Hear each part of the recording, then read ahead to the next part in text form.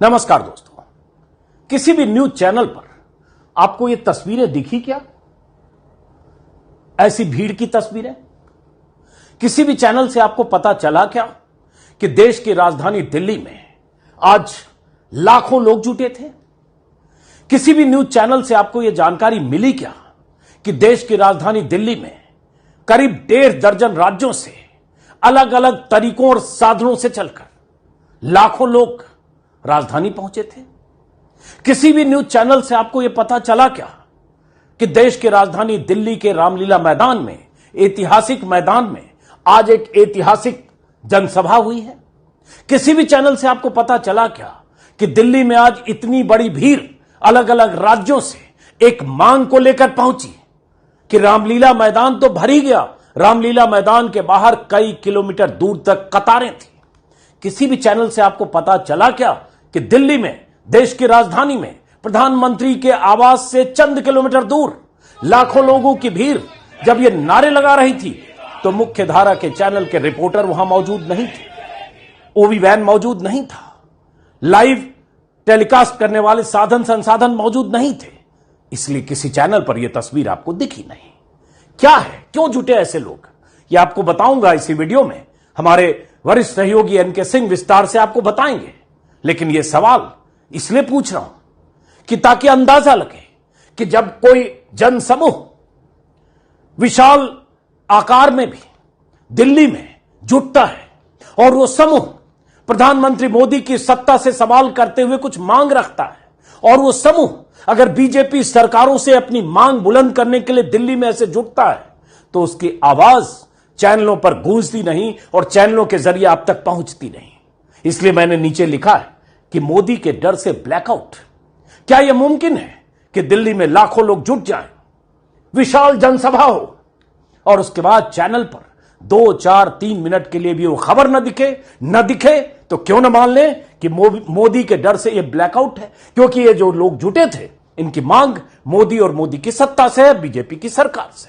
ये लोग ओपीएस की मांग को लेकर जुटे थे, ओल्ड पेंशन स्कीम, जो पेंशन स्कीम कांग्रेस शासित राज्यों में 4 राज्यों में लागू है और झारखंड में लागू है, बाकी बच गए बीजेपी शासित राज्य।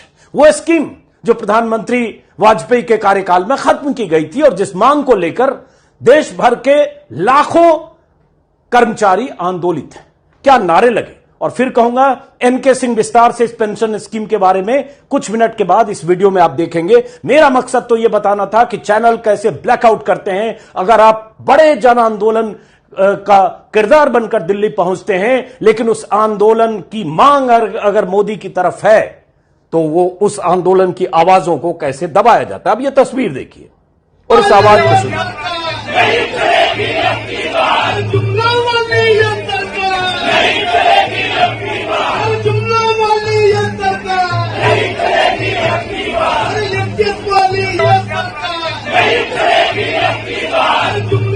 ये नारा क्या लग रहा है?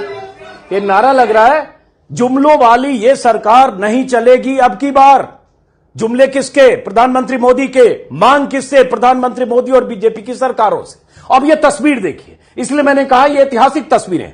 अब ये रामलीला मैदान खचाखच भरा हुआ है, वायरल वीडियो है ट्विटर के हवाले से। इतने सिर हैं कि यहां दूर दूर तक रामलीला मैदान में कोई पैर रखने की जगह नहीं, और यह सब स्वतःस्फूर्त है। ये किसी राजनीतिक दल की तरफ से जुटाई गई भीड़ नहीं है। इनके लिए 50 रेलगाड़ियां और हजारों बसें, उसके इंतजाम बीजेपी या कांग्रेस किसी दल ने नहीं किए। ये वो संगठन है, देश भर के संगठन, जो संगठन मांग कर रहे हैं ओपीएस, ओल्ड पेंशन स्कीम के लिए, और काफी दिनों से तैयारी कर रहे थे। अब तस्वीरें देखते जाइए।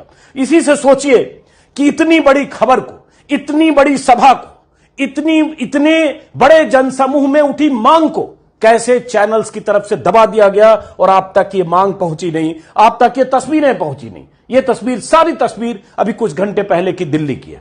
ये देखिए कैसे ठसाठस सड़कें भरी है, लोग आ रहे हैं, रामलीला मैदान की तरफ बढ़ रहे हैं। ये रामलीला मैदान की तस्वीर है। ऐसी तस्वीर मैंने अन्ना आंदोलन के समय देखी थी। ऐसी तस्वीर तब दिखती है जब प्रधानमंत्री की कोई सभा होती है और बीजेपी के नेता कार्यकर्ता 2 महीने से काम करते हैं, सैकड़ों बसों में, कई बार हजारों बसों में लादकर वहां लोगों को पहुंचाया जाता है, लाया जाता है और उसके लिए तमाम तरह के इंतजाम होते हैं। लेकिन ये ओल्ड पेंशन स्कीम की मांग करके दिल्ली आए लोग थे जिनकी आवाजों को दबाया गया या आप तक नहीं पहुंचाया गया।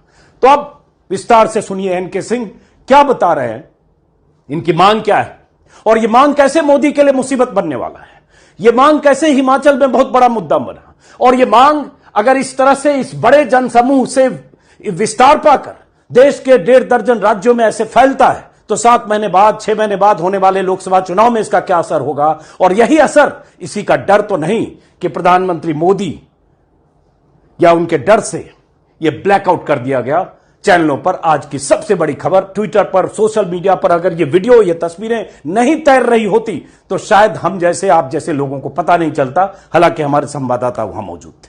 अब एनके सिंह से विस्तार से सुनिए और समझिए कि ओपीएस कैसे बहुत बड़ा मुद्दा अगले 6 महीने में बनने जा रहा है। सुनिए एनके सिंह से।